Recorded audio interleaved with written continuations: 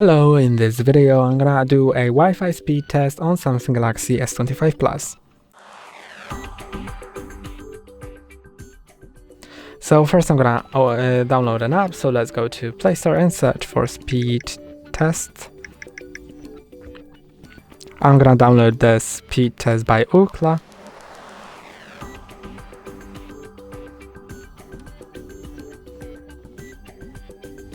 And now I'm just gonna go to open it. Next, I'm gonna continue to the location, allow other things, accept the privacy.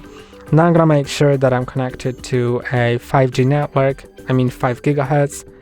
So I am, and now I'm just gonna click on go, and let's test this connection. So it really depends not only on your phone, but also on the router and your home network.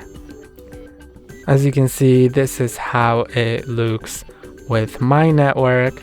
It just depends on yours as well, so you can test it out yourself, but this is somewhat an expected result, because Wi-Fi is somewhere around this usually.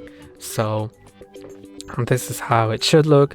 And that's all for today. Don't forget to like and subscribe. See you next time.